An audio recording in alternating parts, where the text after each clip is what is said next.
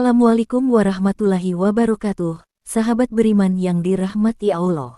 Pada tahun 1571, di kota Norwich, Inggris, hiduplah pasangan suami istri bernama Hugo dan Vera. Mereka adalah penganut Kristen yang taat.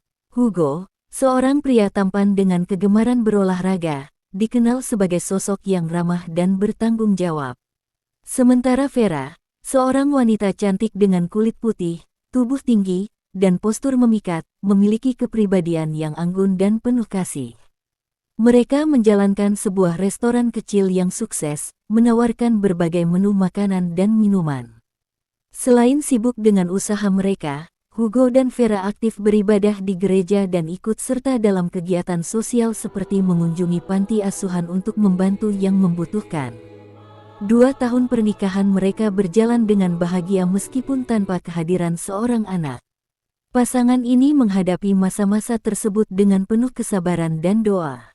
Setiap kali mereka ke gereja, mereka memohon kepada Tuhan untuk diberikan seorang buah hati. Doa mereka akhirnya terjawab pada tahun ketiga pernikahan, ketika Vera dinyatakan hamil. Kabar ini membawa kebahagiaan yang luar biasa dalam rumah tangga mereka. Kehadiran janin dalam kandungan Vera semakin menguatkan cinta di antara mereka. Saat dokter mengungkapkan bahwa bayi tersebut berjenis kelamin laki-laki, kebahagiaan mereka semakin bertambah. Hugo dan Vera dengan penuh semangat menyiapkan kamar khusus untuk anak mereka. Semua perlengkapan bayi, dari tempat tidur hingga pakaian, dipilih dengan penuh perhatian. Mereka bahkan memberikan sentuhan dekorasi unik yang mencerminkan cinta mereka terhadap keluarga. Waktu berlalu, dan tibalah hari kelahiran sang bayi. Vera melahirkan di klinik gereja tempat mereka biasa beribadah. Proses kelahiran berlangsung lancar, dan bayi laki-laki mereka lahir dengan sehat. Bayi tersebut diberi nama Johan, sebagai bentuk rasa syukur mereka kepada Tuhan atas anugerah yang telah diberikan. Seminggu kemudian, seperti tradisi gereja, mereka mempersiapkan upacara pembaptisan untuk Johan. Namun, keajaiban terjadi pada saat pembaptisan.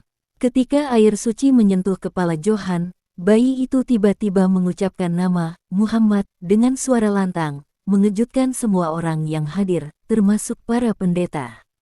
Peristiwa itu menjadi perbincangan besar di kalangan jemaat gereja.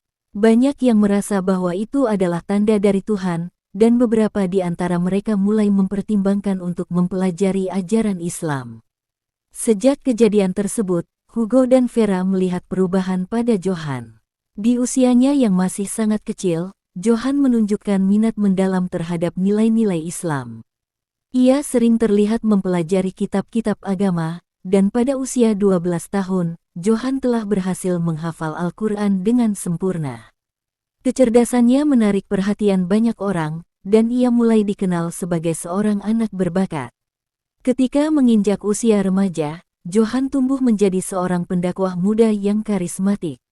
Ia memanfaatkan pengetahuannya untuk menyebarkan ajaran Islam kepada masyarakat Norwich.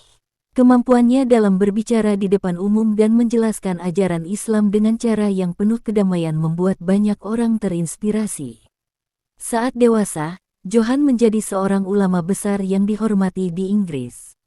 Ia menulis banyak buku tentang keislaman, menjelaskan hubungan antara ajaran Islam dengan kedamaian dan kemanusiaan.